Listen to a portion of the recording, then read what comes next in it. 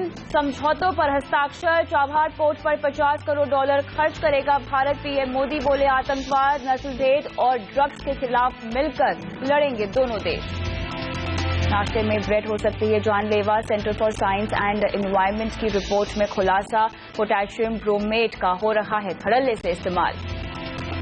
Food retail में विदेशी निवेश करने वालों को बैक एंड इंफ्रास्ट्रक्चर में निवेश किया जा सकता है जरूरी। सीएनबीसी आवाज की एक्सक्लूसिव खबर।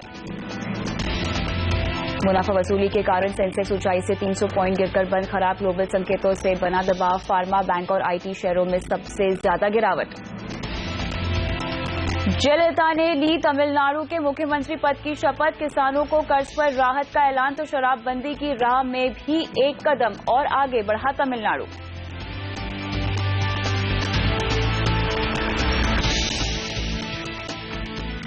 योर मनी आपका पर्सनल फाइनेंस गाइड एक बार फिर से हाजिर है आपके पैसे की सही प्लानिंग करने के लिए। आज हमारा फोकस होगा उन फंड्स पर जिनकी परफॉर्मेंस खराब रही है, यानी वो फंड जिन्हें आपको तुरंत अपने पोर्टफोलियो से निकाल देना चाहिए। नमस्कार, मैं हूं कविता थपलियाल। देखते हैं क्या है खास आज योर मनी में इसके अलावा।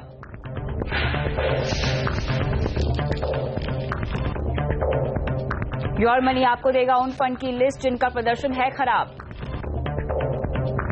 क्या होता है फंड का प्रदर्शन, बताएंगे आपको। साथ ही कैसे खराब होता है ये भी आपको समझाएंगे। फंड सिलेक्शन कैसे हो इसकी भी जानकारी हम आपको देंगे आज शो में। और आज योर मनी में इन तमाम मुद्दों पर बात करने के लिए हमारे साथ है आनंद राठी फाइनेंशियल के फिरोज अजीज। फिरोज, आपका स्वागत है। तो शुरुआत करते हैं। सबसे पहले योर मनी पे आज हम आपको बताएंगे वो फंड लार्ज कैप और मिड कैप कैटेगरी में जिनकी परफॉर्मेंस पिछले एक साल से खराब रही है।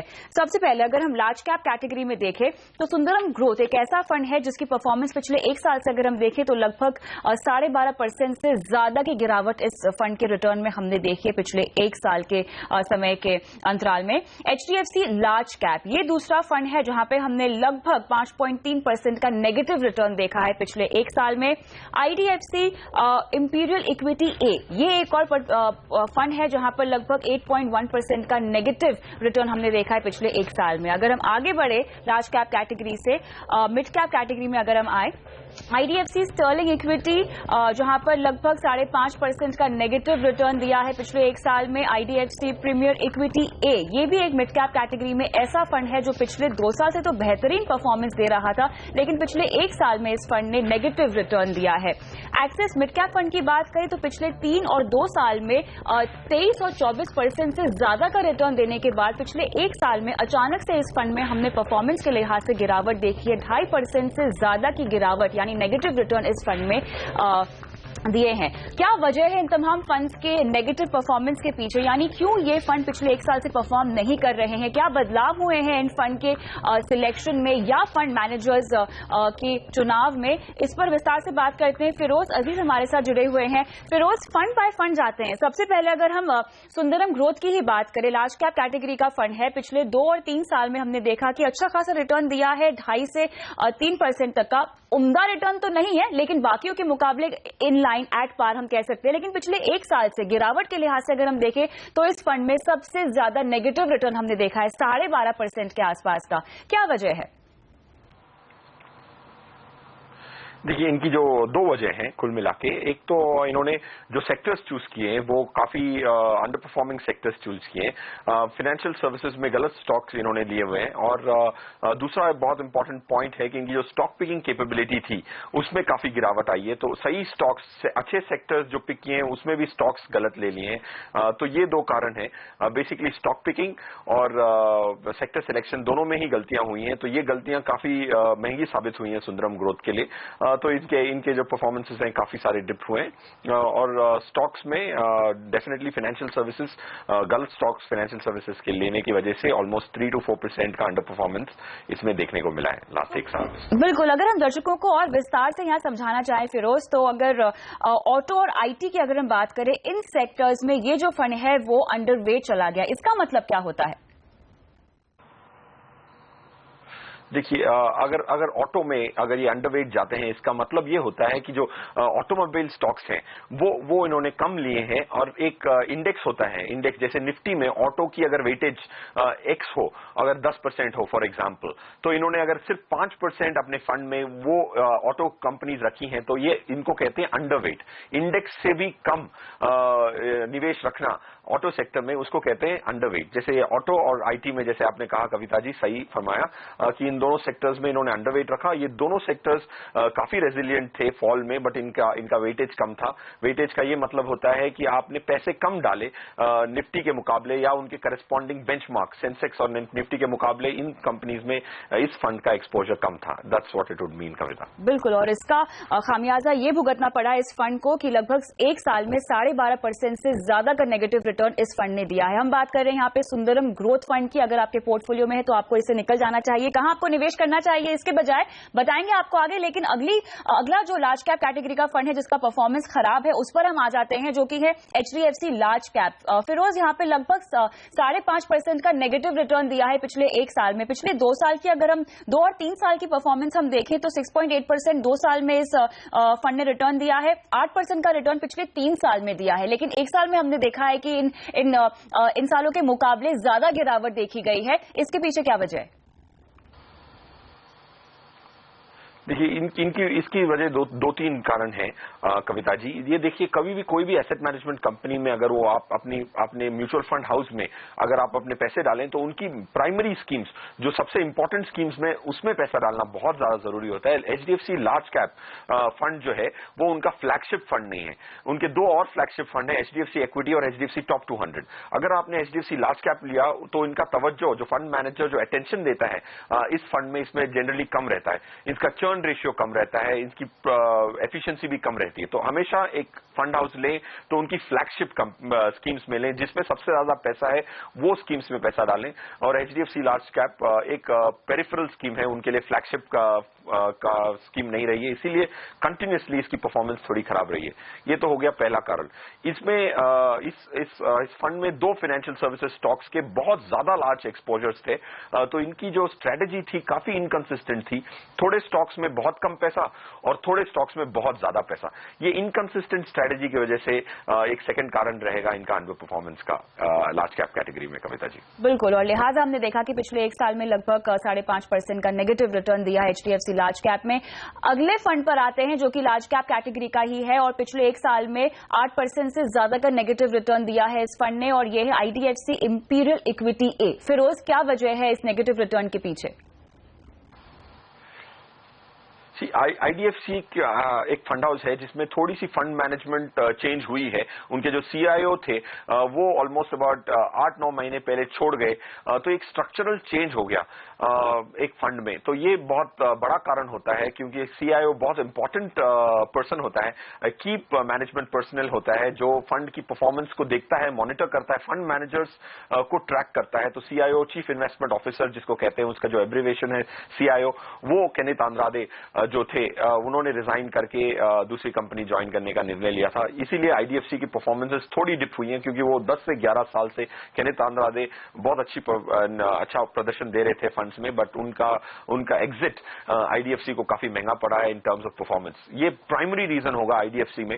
और लार्ज कैप कैटेगरी में इन्होंने बहुत हाई बीटा स्टॉक्स बोलते हैं उसको। हाई बीटा वो होते हैं जिसमें हाई रिस्क हो, वैसे स्टॉक्स ले लिए और मार्केट ने अच्छा प्रदर्शन नहीं दिया लास्ट एक साल, तो वो एडवर्सली वर्क करता है। अगर आपने बहुत रिस्की स्टॉक्स लिए और मार्केट बहुत अच्छा करे तो ये अच्छी स्ट्रेटेजी होती है, और आपने रिस्की स्टॉक्स लिए और मार्केट खराब करे तो वो बूमरैंग होके आपकी परफॉर्मेंस को इंपैक्ट कर सकता है। ये 2 कारण है IDFC इंपीरियल इक्विटी फंड के अंडर परफॉर्मेंस के कविता जी।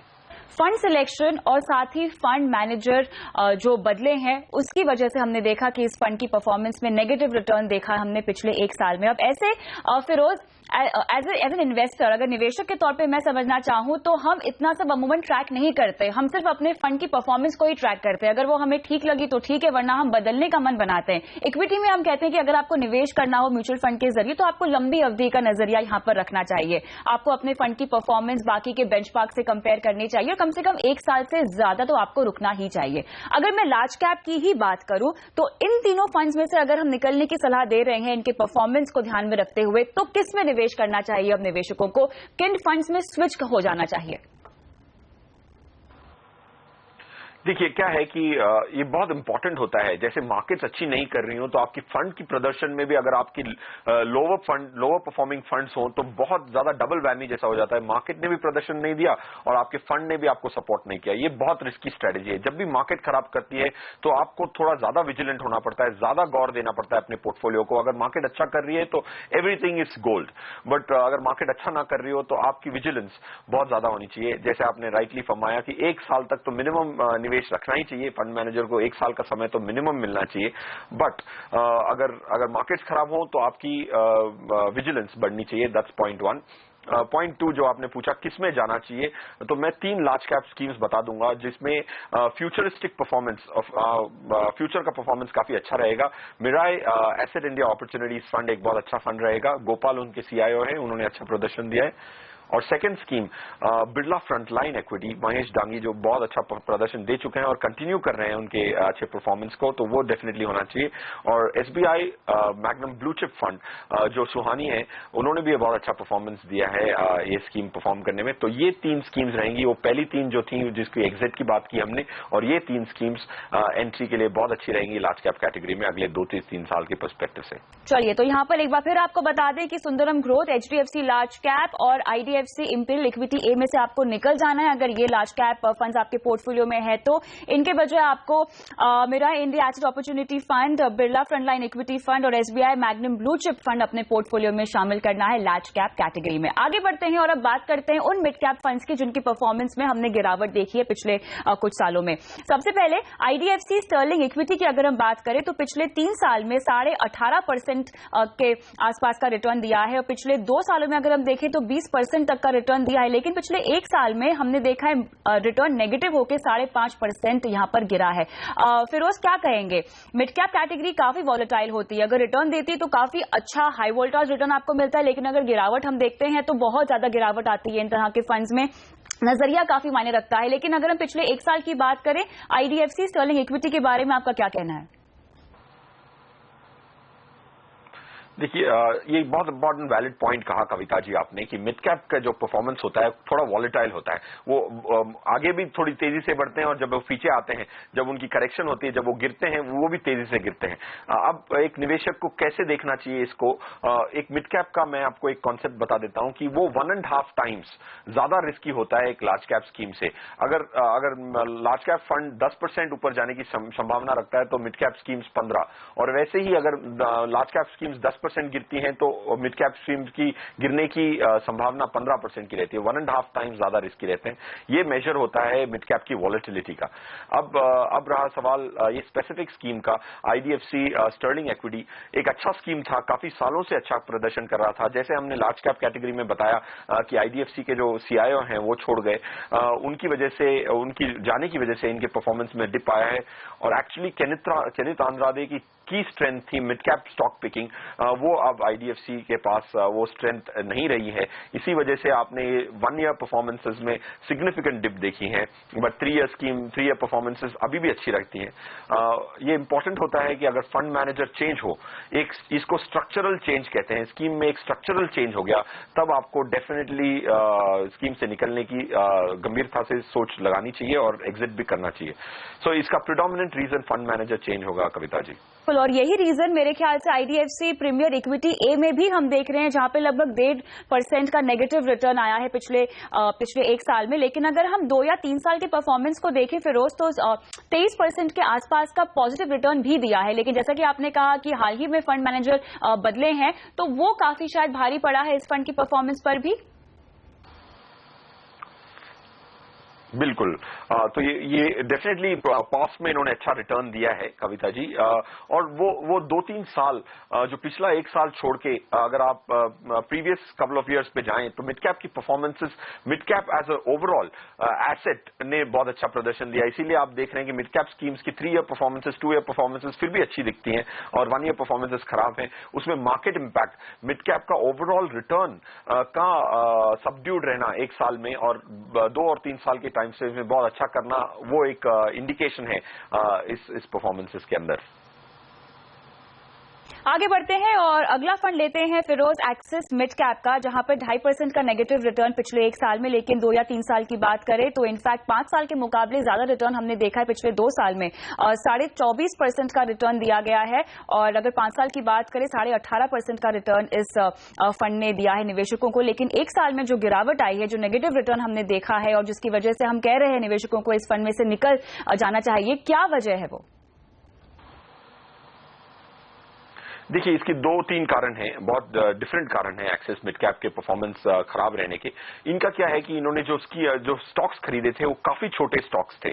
इनकी जो मार्केट कैपिटलाइजेशन है, एवरेज मार्केट कैपिटलाइजेशन जिसको कहते हैं कि कंपनी की साइज क्या होती है, उसको कहते हैं मार्केट कैपिटलाइजेशन। वो 500 करोड़ की कंपनी है, 1000 करोड़ की, 5000 करोड़ की। उस कंपनी में जिसमें पैसा डाला है वो छोटी कंपनियों में, ज्यादातर मिड कैप से भी छोटी कंपनियों में इन्होंने पैसा डाला है। और जब भी मार्केट खराब करती है तो ये बहुत छोटी कैपिटलाइजेशन की कंपनियों में बड़ा नुकसान होता है, क्योंकि लिक्विडिटी नहीं रहती, कोई खरीद बेचता नहीं है इन स्टॉक्स को, तो इसमें जो मार्केट इंपैक्ट होता है वो ज्यादा होता है। Mid cap axis mid cap का ये प्रॉब्लम था कि इन्होंने बहुत छोटी कंपनियां मिड कैप में भी lower end of the spectrum की खरीदी, तो उसमें परफॉर्मेंस डेफिनेट हिट होता है अगर मार्केट्स परफॉर्म अच्छा ना करें तो। वो पहला कारण हो गया। और दूसरा कारण, इस स्कीम की जो चर्न रेशियो है वो काफी कम है। चर्न रेशियो का मतलब ये होता है कि जो फंड मैनेजर नए स्टॉक्स खरीदे और बेचे तो उसका जो परफॉर्मेंस काफी बड़ा होता है, अच्छा हो सकता है अगर वो नए नए स्टॉक्स आइडेंटिफाई करके उसकी परफॉर्मेंस का फायदा ले। बट एक्सिस मिड कैप की जो चर्न रेशियो है वो काफी कम है, तो वही पुराने स्टॉक्स जो परफॉर्म कर चुके हैं वो निकले नहीं है पोर्टफोलियो से और नई फ्रेशनेस नहीं आई है पोर्टफोलियो में। These are the 2 primary reasons Kavita for the performance. बिल्कुल। तो फिरोज, यहाँ पे हमने इन तमाम फंड्स में से निकलने की सलाह तो दे दी है, IDFC, sterling equity, IDFC premier equity और एक्सिस मिड कैप, लेकिन ब्रेक में जाना है। उससे पहले इन तीनों फंड्स में से अगर हम निकल जाएं तो कहां पैसे लगाने चाहिए, जल्दी से बताइए। सो मैं क्विकली बता देता हूं, 3 स्कीम्स होंगी। एचडीएफसी मिड कैप अपॉर्चुनिटीज एक अच्छी स्कीम है, आईसीआईसीआई वैल्यू डिस्कवरी स्कीम, और लास्टली सुंदरम की मिड कैप स्कीम अच्छी कर रही है, लार्ज कैप अच्छी नहीं कर रही है। Sundaram mid cap opportunities fund, ये 3 मिड कैप स्कीम्स अच्छी रहेंगी अगले 2 साल के पर्सपेक्टिव से, 2 से 3 साल के पर्सपेक्टिव से। Kavita, mid cap opportunity, Sundaram mid cap opportunity, ICICI value discovery fund, इनमें आप पैसे लगा सकते हैं उन मिड कैप फंड्स को रिप्लेस करके जिनका नेगेटिव रिटर्न हम लगातार देख रहे हैं। इसी के साथ योर मनी में फिलहाल इस चर्चा को हम यहीं रोकते हैं और रुकते हैं एक ब्रेक के लिए। ब्रेक के बाद शुरू करेंगे सवाल जवाब का सिलसिला। बने रहिए।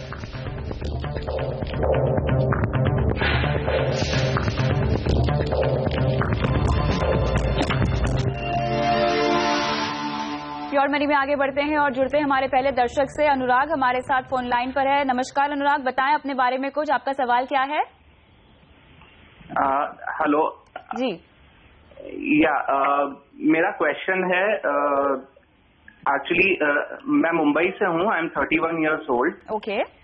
और मेरे 2 क्वेश्चंस हैं एक्चुअली। पहला क्वेश्चन ये है कि मैंने अभी कुछ एसआईपी इन्वेस्टमेंट स्टार्ट किए हैं। ठीक है, आपके फंड की डिटेल्स हमारे पास है, मुझे बताइए आपका लक्ष्य क्या है? एक्चुअली अभी जो मैंने टारगेट लिया है that is to build a corpus for my retirement. 1 crore का मैं टारगेट कर रहा हूँ। ठीक है। तो एक मेरा टारगेट ये है, और अभी फिलहाल ऐसा कोई शॉर्ट टर्म मैंने प्लान नहीं किया है, but I will be looking at planning that also. ठीक है, ठीक है। चलिए, तो यहाँ पर अनुराग क्या बन पाएंगे करोड़पति या नहीं, उनका फंड सिलेक्शन कैसा है, क्या बदलाव उन्हें करने चाहिए अपने इस पोर्टफोलियो में, इसका जवाब हम देंगे लेकिन इस छोटे से ब्रेक के बाद।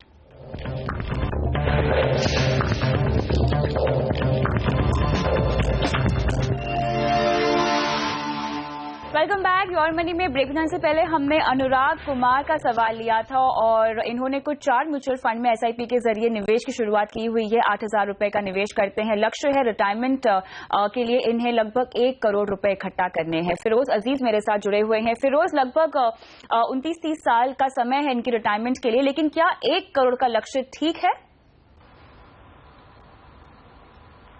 नहीं कविता जी, आई थिंक आपने सही सवाल उठाया है कि 1 करोड़ का जो लक्ष्य है वो डेफिनेटली सफिशिएंट नहीं होगा। अगर आप उसकी फ्यूचर वैल्यू देखें 1 करोड़ रुपए की, अगर आप 6% का भी ब्याज मतलब इन्फ्लेशन माने या प्राइस राइज माने तो ऑलमोस्ट 5.75 करोड़ की इनको जरूरत पड़ेगी।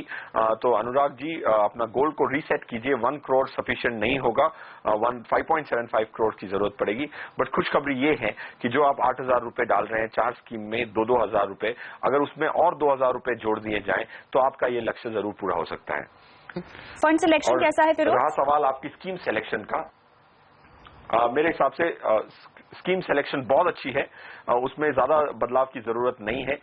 एक लार्ज कैप स्कीम डालेंगे तो थोड़ा बैलेंस बना रहेगा, मिड कैप की तरफ थोड़ा ज्यादा झुकाव है अनुराग जी। एक 5वीं स्कीम जब आप ऐड करें तो लार्ज कैप कैटेगरी में ऐड करें, और लार्ज कैप कैटेगरी में आप मिराई की स्कीम या फिर SBI magnum blue chip scheme definitely add करके अपना लक्ष्य पूरा कर सकते हैं।